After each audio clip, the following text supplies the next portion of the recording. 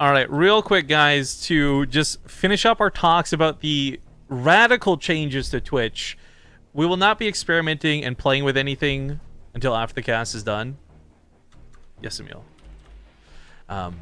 We'll leave all of the settings at whatever default is. We'll play with the stuff later and see what's going on. But anyways, getting into game number 1 before we get into it, I just want to shout out both players because they've played in a lot of our weeklies. We've actually had a better look at Guru, I think, than most others, specifically through TvZ.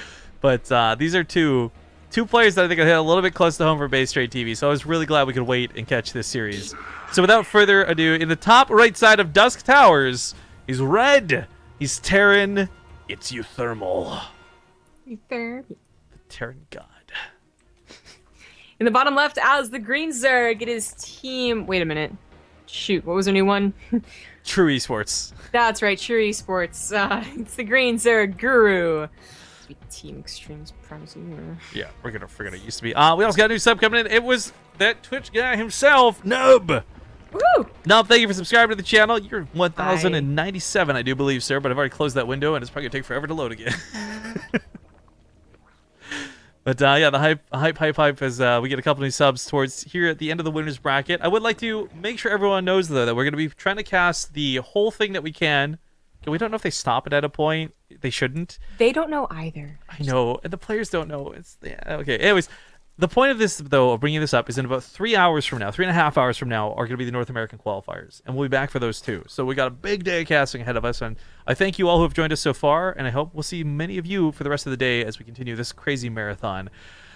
But Guru, man, this guy is a bit of a beast. I know that uThermal never feels confident coming into series. I didn't ask him today, but normally I ask him, like, how do you feel coming against blank? And he's usually like, I'm not going to do well, and then he wins. So I don't know what to say.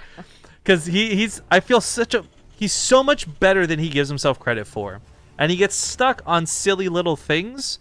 But damn if uThermal isn't legitimately one of the best foreign Terran players when it comes to control, if nothing else. Oh yeah, his control is pretty beautiful. It's where he usually falters is in choices. So, he zigs when he should zags type of deal, and just in general, he always has that one weakness, which is not uncommon. Most pro players, most of everyone has that one race matchup. They just have a weakness in and they can't figure it out. And when they figure that one out, then the other one becomes a problem. That's happens to everyone. Yeah. For Heart of the Swarm, he was bad, versus Zerg. For Licks of the Void, I think he's actually less confident versus Protoss. But don't quote me on that. By the way, we missed a sub channel. Sorry, Oblong Sphere. Thank you very much as well. Can you have an oblong sphere that isn't a sphere, like a perfectly round shape? Well, a sphere is just a 3D circle, isn't it? Like, yeah, but an oblong is like an as a oval. circle? It's like an oval. Is it one of those, like, I don't know. There's a terrible TV show called The Oblongs, actually. Shout out if anyone remembers that stuff. But, okay, so Reaper hops back up to the main. Not going to see much. It does see creep spreading, though. It snipes off a tumor. Or, I guess cancels. Excuse me, so it keeps it alive. But, I was going to mention, uThermal, where we see him shine, going back to that point of control, is everything prior to Hive Tech. If this game goes to Hive Tech, I think it shifts massively in the favor of Guru. Because uThermal seems very resistant to use ghosts and liberators and tanks, and really anything that's not something he can drop to microed. I agree 100%. So, ideally, he would not let this happen, but it is Dusk Towers, and it's one of those maps where it's likely they're going to get to Hive. It's a question of where they can lead to with that. Like, can they get a lot of ultras, or are they going to be killed before Cadence Plating finishes?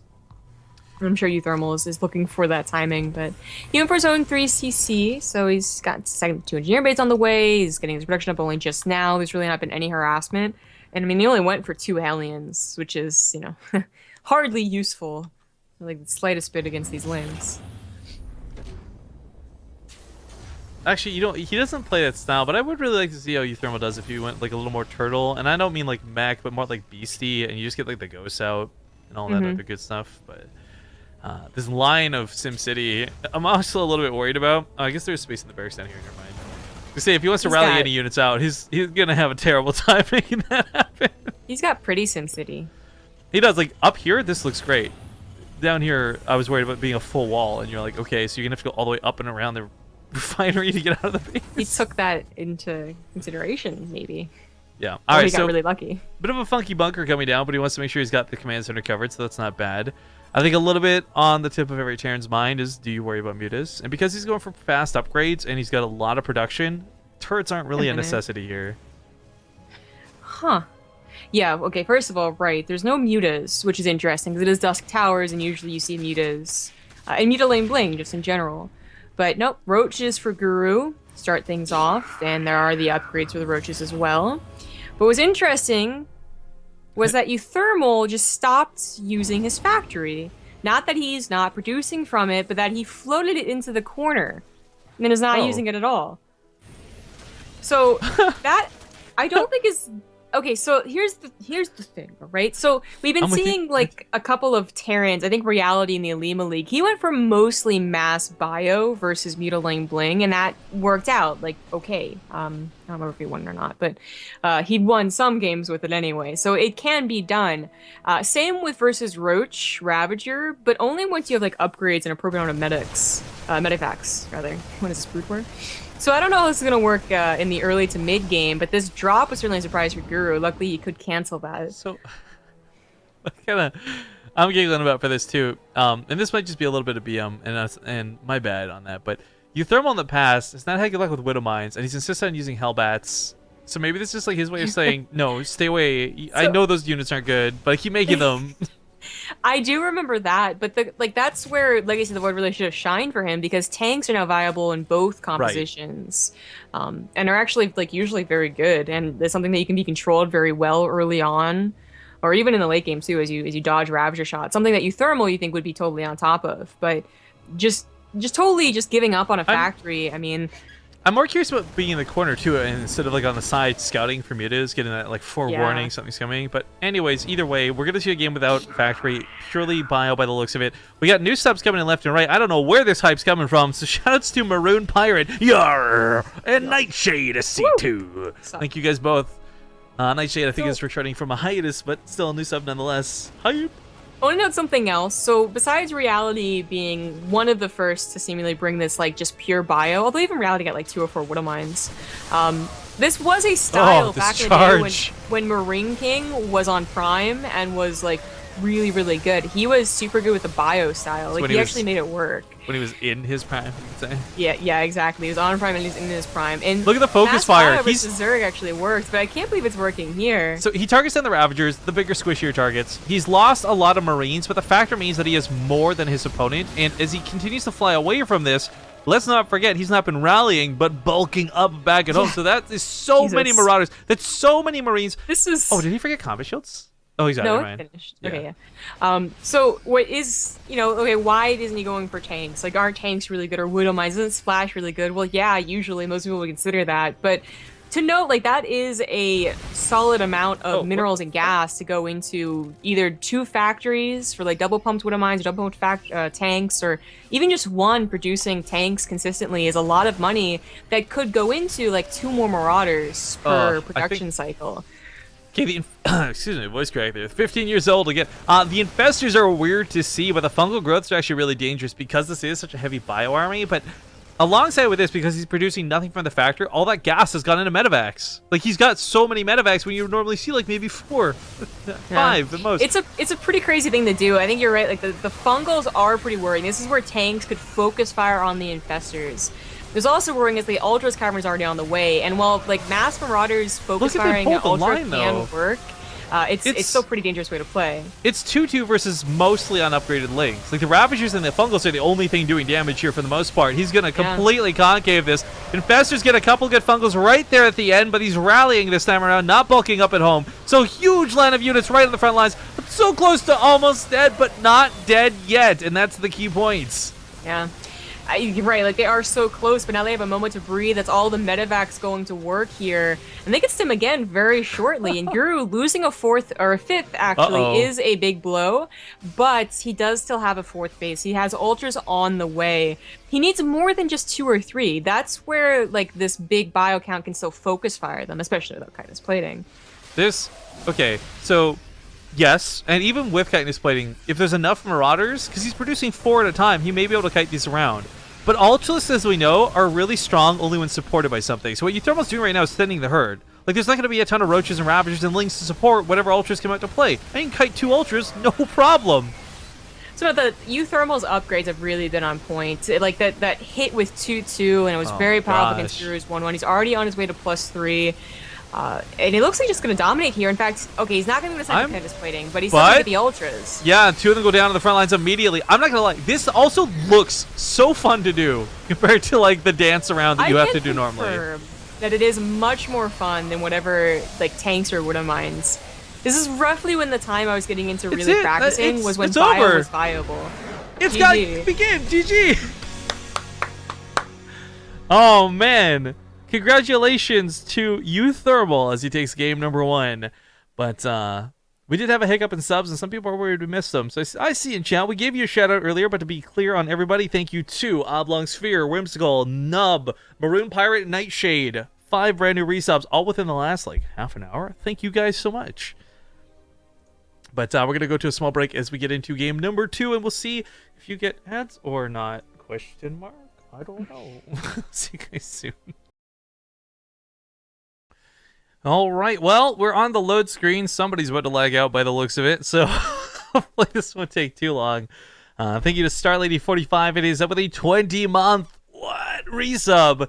But yeah, this I hope isn't me, at least. I don't think it's me. It's no one. It's a meal. Rip. All right, well, that's a bit sad to see, but we'll try and represent well for the missing caster known as Emil. In the bottom right, playing for Poland. Down 1 in this qualifier match, it's going to be the green Zerg player Guru from True Esports. In the top left, as the red Terran, it is uThermy.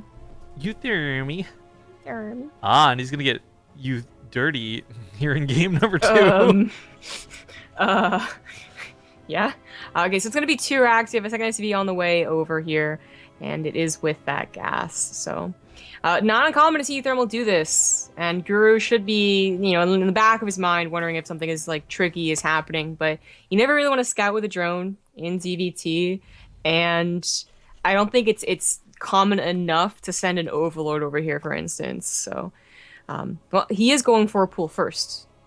I think he did have something in the back of his mind. Yes, but it's not gas, so it's going to still make this difficult to contest. But you'll have a queen out. You'll have a little bit of lings, so you'll soak up some damage. But for the most part, this should still be like advantage to uThermal if he controls this as well as I think he can. I do want to note, though, just that real emphasis and reminder, like, this is a qualifying series, so the winner of this will qualify through. The loser will fall to the loser's bracket. And I know uThermal has even said to me earlier just today, he hates waiting. So hopefully he's got his eyes set on winning, or he's going to have to wait a very long time. But this SCV, is it going to go for a bunker? Yeah. It is. Okay. Healy Hut. Well, the Healy Hut is one aspect, but it's high ground vision, which I think is a far more important aspect to what he's doing. Best of all, Guru has no idea it's there. So he can't get on top of the SCV. He can't pick this off before it finishes. The Lings are probably going to have to come home. I don't even know if they'll be able to go across the map. They might have. It's a trick. It's a tough situation. So of course he knows what's up by now. Like, that Reaper came in too soon, but he's still sending his things across in case he catches them without the third supply depot. And in fact, he will, unless Thermal immediately starts it. But the Overlord sees it. It's open. It's only 2 Lings though. I was gonna say it's 3 Lings. You could kill this with SUV. Third racks. Okay, that works. So the problem still exists though. Like, this is slow Lings, as you said. They're not gonna have speed anytime soon, and there's not gonna be a Roach Warren either, as he did get speed. And that's just where, like, the Reapers are going to just have a field day. They're going to be able to tear down, I think, at least 1 queen. The second queen coming is not even that worrying, to be honest. Yeah, the first one's so close to dead. It's not even going to be grenades. It'll just be like an auto attack that finishes it. Now, it is worrying that speed, while not done now, uThermal actually doesn't know the timing of this. And, oh, he's built Marines. Okay. I don't know if that's intentional or a mistake, but anyways, my point of this is, once speed finishes, if you get surrounded, if you're playing a little too loose and a little too close to some of these units, you'll get surrounded instantly. And if you lose those Reapers, these are everything. Like, these are literally everything. But, grenades, as he gets a little bit greedy trying to get on top of this, off of creep, losing out Lings, still bleeding out here and there. The Queen has recovered a little bit. She puts on the creep tumor, which you could argue is a bad idea, opposed to just saving up for transfuse. Yeah, that is a little bit questionable. It would have helped the natural base queens get up a little bit quicker, but this is still a problem because even though speed is finishing up, that's still quite a few Reapers to tango with them, and they have that bunker to fall back to. It is honestly, though, not as much damage as I thought it was going to be. I thought for sure he was going to get the first queen and that there'd be more damage on the drone line by now, but he did play pretty safe. Oh. In fact, okay, well, he almost messed up that. Yeah. Ling's actually on top of the barracks, but this is not a problem. It just distracts the Reapers briefly. Speed being done is an alarming issue, and the bunker going down is going to suck, too. No more high ground vision for him. Yeah, But that's actually pretty perfect. But look at this. He's still got such a big number of Reapers. Like, Grenade's going to still be flying. I mean, the thing about having more Reapers isn't more damage from each shot. It's just having more grenades off the cooldown sooner. And he's starting to bleed them out. He's getting a little bit greedy, but he's also killing most of the Lings in the process. And in fact, Yeah, he only lost the last one. ones go down. That's a bit of a problem now for Guru. We really thought he was going to have a better time there. Finally, that queen's going to go down to the grenade. This is not And good. Other side of the map, he does break the wall, but it's 3 Lings. 3 Lings. Yeah, there's even 2 more barracks back there to Actually, help produce. Well, it supply blocks him, so he can't. Oh, But well, I think that's good. as the SCVs die, that could help. Reaper's still just dancing around best they can. They've got a great spot to choke in on. There's not that many Lings. Guru, because he pulled drones away, doesn't have any money to work with right now. Not much. 20 Lings on the way, however, and uThermal has to be careful whenever he takes the next engagement. The supply block did really hurt him, too. Guru knows that there's no second command center as well, so there's a big incentive not to tap out. Does he not know that he's supply blocked? I don't. He could drop supply. He's building his playthrough right now, but Oh. yeah, that won't supply block him for long. Reaper's also getting dangerously close to this. He's going to hop one up at a time and try and bait some hits, but this has lost a lot of its momentum. It did a lot of damage, but Guru could macro out of this. We've seen players macro out of getting this far ahead. Well, uThermal, while he doesn't have a second command center, he does have enough SCVs to certainly, provide for what is quadruple Reaper production now. I'm surprised he's actually he's doubling his efforts into the Reapers, Wow. which I find really interesting. Like, this isn't like, okay, maybe I'll throw down a third CC and build a factory. It's let's just go even harder into the Reapers, which Uh-oh. gonna be questionable. He's trying to preempt the grenades, which is, I mean, it's looking a little bit clumsy, but it's absolutely what you need to do versus Lings. So this overload over the top of uThermal's base is a big problem because it's not only just scouting like with a lack of a command center, so I'm still in this game. It's also scouting lack of a command center. I got to prepare for like further all-ins here. Yeah. So Guru knows not to be greedy, and even though he's gotten back to a good drone count, or an okay one at least, it's still a case where Lings will not beat out mass Reapers. I love that he's trying to throw the grenades down on that ramp too. Like, he's got that alternative way in and out of taking a fight. He's clearing up creep tumors, which is not a bad idea considering the Lings are only going so ham because they've got all this creep to run around on. Oh, that queen's gonna go down. He can't chase me down that ramp. The grenade's gonna make sure that doesn't happen. Yeah, in fact, he can't go down the ramp. Oh, well, no, uThermal kind of lets Even him, just but then like finds through a the good back of this choke. choke, I mean, grenades are gonna go down. Reaper's gonna bounce about. Lings can't get us around. They're getting Yeah. picked off as they run in, and uThermal has finally taken a massive lead with these Reapers. It hadn't Big really four snowballed. Reapers. Like, this was like back and forth, but he's finally, I think, snowballed to this proportion where I don't know that Guru can hold this anymore. Yeah, I don't think Guru's ever going to hold it with just pure Ling. Yeah, Certainly, if Banelings, I don't even think that would help. It had to have been Roaches and Ravagers. Lings can work. Like, if they get that surround and you've got a bit of miscontrol Yeah. from the Terran, but like, yeah, Roaches and Ravagers are, like, without a doubt the easiest way to hold this, but this ends up being the end of the game. Just to tap out. Ladies and gentlemen, congratulations to uThermal as he qualifies through to go play in France alongside Vortex and Strange. Now, the fourth, I guess this was technically the fourth match, but the first match is actually the only one that hasn't finished playing out yet. That's Bly playing against Happy. Currently don't know what the stakes of that game are. I think some of the other streams are covering it. Oh, actually, they just got into the lobby. Let me join on. No! It just started. Ah! My real ID was a little bit too late. You guys could probably hear the error messages because I was spam clicking join. But okay, so you have to check out TvZ stream or Nathaniel's stream or maybe Wardy's stream. I don't know who's covering it, but congratulations to uThermal. I really like him. I'm really glad he got through. I'm a big uThermal fanboy, and I love that it was a micro intense game that got him there too. But we're gonna go to a small break, I guess, while we look through the losers bracket now to find out what we're casting next. Sadly, it looks like TLO's been knocked out. That's a bit of a sad thing to see, actually. Oh, BC might be playing against Namshar. Hey, we'd like to cast, please. Cast. So yeah, we'll see if we can get into that. There's a lot of good matchups here in the losers bracket, guys. So don't go anywhere. We're back in a couple minutes.